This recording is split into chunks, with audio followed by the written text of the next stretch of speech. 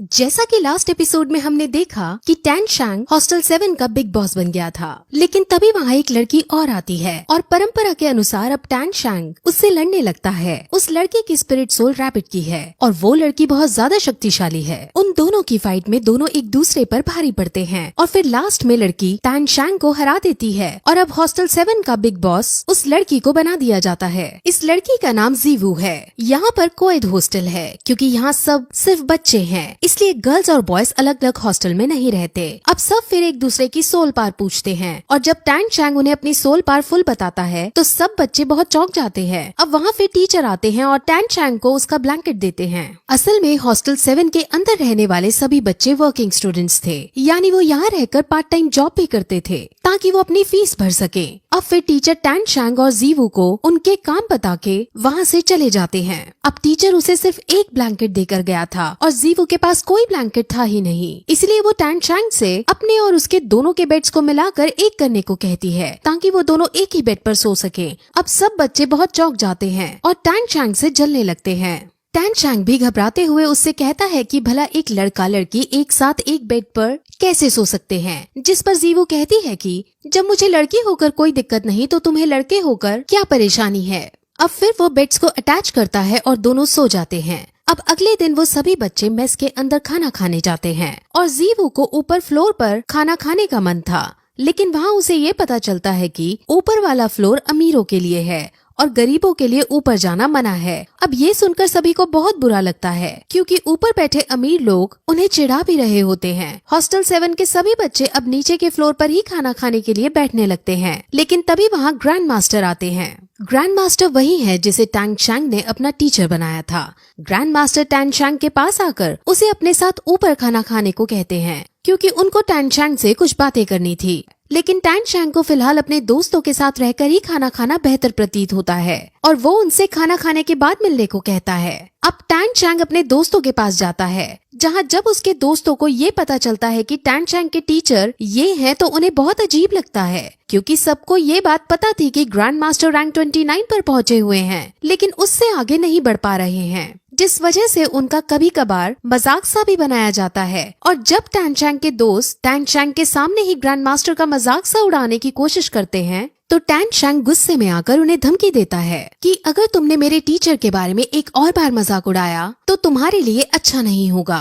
अब वो फिर सीधे ग्रैंड मास्टर से मिलने जाता है और अब ग्रैंड मास्टर उससे उसकी दूसरी स्पिरिट सोल को दिखाने को कहते हैं। वो उन्हें अपनी दूसरी स्पिरिट सोल दिखाता है जो असल में एक हैमर की थी। ग्रैंड मास्टर ये देखकर बहुत इम्प्रेस होते हैं और जब उन्हें ये पता चलता है कि उसके पापा एक लोहार हैं तो उन्हें थोड़ा अजीब लगता है कि आखिर लोहार के बेटे के पास इतना टैलेंट कैसे, लेकिन वो इसको एक अच्छा मैच ही कहते हैं क्योंकि लोहार के पास हथौड़े की स्पिरिट सोल से अच्छा कॉम्बिनेशन नहीं हो सकता था। अब वो फिर टैन शैंग को हैमर वाली स्पिरिट सोल में स्पिरिट रिंग को ऐड करने की मना करते हैं और जैसे ही वो ग्रैंड मास्टर से ये बात सुनता है तो वो बहुत चौंक जाता है क्योंकि उसके पापा ने भी उसे मना किया था कि उसे कभी भी हैमर स्पिरिट सोल में स्पिरिट रिंग ऐड नहीं करनी। अब वो इसका रीजन ग्रैंड मास्टर से पूछता है, जिस पर ग्रैंड मास्टर उसे सिर्फ इतना कहते हैं कि सही समय आने पर तुम्हें अपने आप पता चल जाएगा। अब ग्रैंड मास्टर टैन शैंग को अपने अंडर में रखकर उसकी ट्रेनिंग को करवाना चाहते थे और उसके स्पिरिट मास्टर बनना चाहते थे,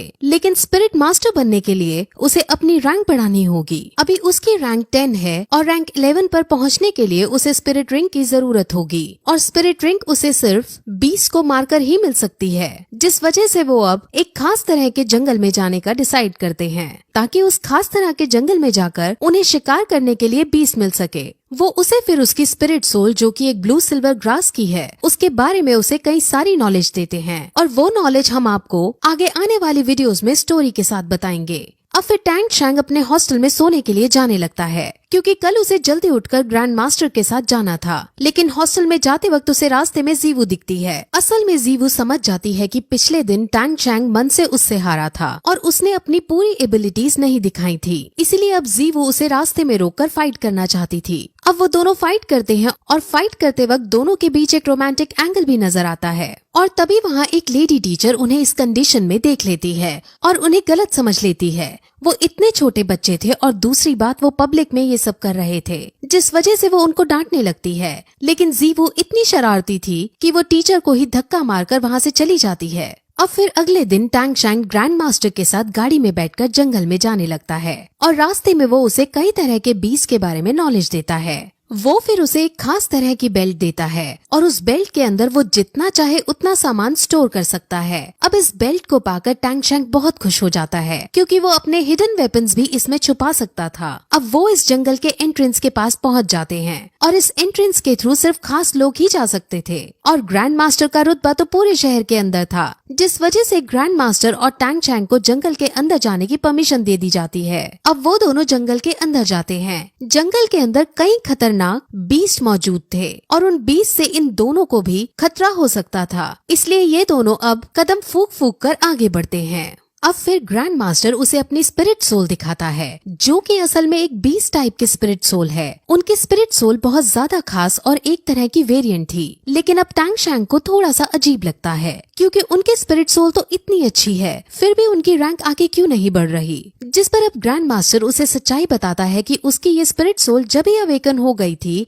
जब उसकी रैंक हाफ थी और इस वजह से अब वो कितना भी हार्ड ट्रेन कर ले वो कभी भी अपनी रैंक को आगे नहीं बढ़ा पाएगा और इसीलिए ही ग्रैंड मास्टर ने अब रैंक बढ़ाने को छोड़ रैंक्स के बारे में पढ़ना शुरू कर दिया था और अब बहुत सारी नॉलेज इकट्ठा कर ली थी। अब फिर उसे अपनी बीस्ट स्पिरिट सोल के बारे में बताता है कि ये एक बार में 3 अटैक कर सकता है और ये बहुत शक्तिशाली भी है। वहाँ से वो लोग फिर आगे बढ़ते हैं और उन्हें एक बीस्ट नजर आता है, लेकिन वो बीस्ट बहुत कमजोर था और उसको मारने से उन्हें एनर्जी नहीं मिलने वाली थी, जिस वजह से वो उसको वहीं छोड़ आगे बढ़ जाते हैं। वहाँ उन्हें अब एक पेड़ दिखता है जिसको टैंग शैंग एब्जॉर्ब करके ब्लू सिल्वर ग्रास की स्पिरिट रिंग बढ़ा सकता था, लेकिन उस पेड़ की उम्र बहुत कम थी जिस वजह से वो उनके लिए सूटेबल नहीं है और अब वो आगे बढ़ जाते हैं। असल में वो कलर को देखकर उसकी उम्र का पता लगा सकते हैं। अब उनको बीस्ट ढूंढते ढूंढते रात हो जाती है और अब ग्रैंड मास्टर अपनी बीस्ट टाइप की स्पिरिट सोल को बाहर निकालते हैं और उसे मूली खिलाते हैं। असल में इस बीस्ट की स्पेशल पावर फाट मारना था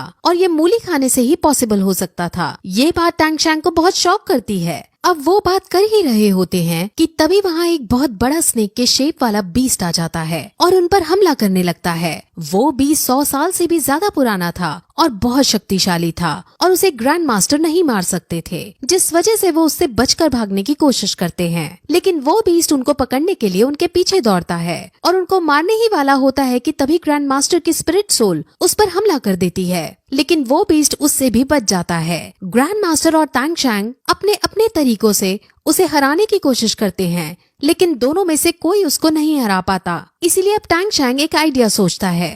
टैंग शैंग अपने ग्रैंड मास्टर का साथ छोड़ चुपके से उससे लड़ने जाता है और अपने हिडन वेपन से उसके मुंह पर वार कर देता है, जिस वजह से वो बीस्ट वहीं तड़प तड़प कर जमीन पर गिर जाता है। अब फिर ग्रैंड मास्टर भी उसको देख लेते हैं और टैंग शैंग को डर लगता है कि कहीं इन्होंने मुझे देख तो नहीं लिया। वो सबसे अपने हिडन वेपन्स को छुपाना चाहता था। अब ग्रैंड मास्टर उसके पास आते हैं और उनको खुशामती से उसका हिडन वेपन नहीं दिखता और ग्रैंड मास्टर को यही लगता है कि टैंग शैंग का चाकू तुक्के से इसके मुंह पर जा लगा है और ये बीस्ट तुक्के से मर गया है। अब ग्रैंड मास्टर बहुत खुश होते हैं क्योंकि अब इस बीस्ट की एनर्जी खींचकर वो टैंग शैंग को स्पिरिट रिंग दिला सकते हैं। अब ग्रैंड मास्टर की ये बात सुनकर कि उसको इस बीस्ट में से एनर्जी खींचनी है, वो डर जाता है क्योंकि उसे ये लग रहा था कि स्नेक की एनर्जी से उसकी स्पिरिट सोल जो कि ब्लू सिल्वर ग्रास है वो तबाह हो जाएगी। लेकिन ग्रैंड मास्टर उसे समझाते हैं कि ऐसा कुछ नहीं होगा, बल्कि इसको खींचकर तुम्हारी स्पिरिट सोल और ज्यादा मजबूत हो जाएगी। अब टैंग शैंग ऐसा ही करता है और ग्रैंड मास्टर के बताए अनुसार वो उसकी एनर्जी को एब्जॉर्ब करके मेडिटेट करने लगता है।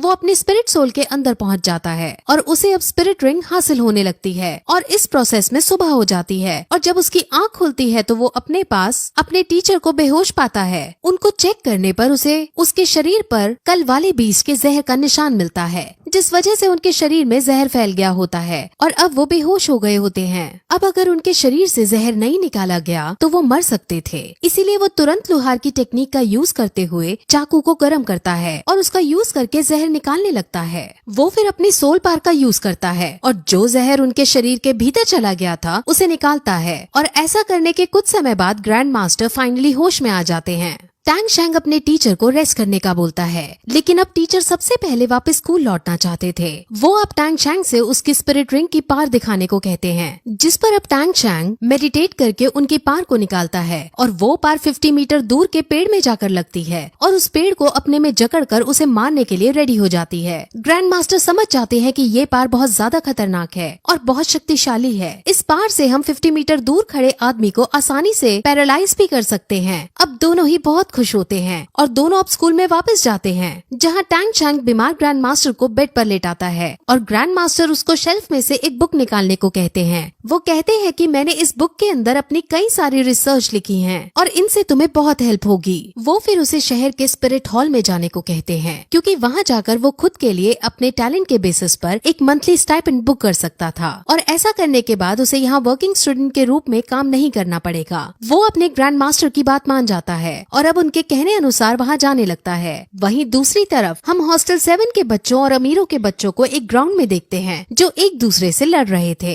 असल में उनमें लड़ाई हो गई थी और उनके बीच ये डिसाइड होता है कि वो एक एक करके अपने ग्राउंड से एक मेंबर भेजेंगे और जो ग्रुप हारेगा वो कमजोर साबित होगा और उसे दूसरे ग्रुप को बॉस बोलना होगा। हॉस्टल 7 की लीडर जीवू बनी थी और जीवू अपने ग्रुप से एक लड़के को लड़ने के लिए भेजती है। इस लड़के की स्पिरिट सोल लायन की थी और वो अब अमीरों के ग्रुप से जो बच्चा आया था उससे लड़ने लगता है। उनकी लड़ाई बहुत आइकॉनिक लेवल की चलती है, जिस वजह से हॉस्टल 7 का ग्रुप हारने लगता है और जीवू को बहुत बुरा लगता है। अमीरों के बच्चे जीवू को खरगोश कहकर भी चिढ़ाने लगते हैं और तभी वहाँ टैंग शैंग आ पहुँचता है। टैंग शैंग को देखकर जीवू बहुत खुश हो जाती है और वो उसको अमीरों की सारी करतूतें बता देती है। अब टैंग शैंग सब समझ जाता है और वो चुपके से कुछ पेबल्स इस वे में फेंकता है कि अमीर बच्चा लड़खड़ा जाता है और हॉस्टल 7 के बच्चे को मौका मिल जाता है और वो तुरंत अमीर बच्चे पर अटैक करके उसे हरा देता है। अब अमीर बच्चों के ग्रुप को गुस्सा आ जाता है और उनके ग्रुप से सबसे ताकतवर बच्चा लड़ने आ जाता है और उसका सामना टैंग शैंग करता है।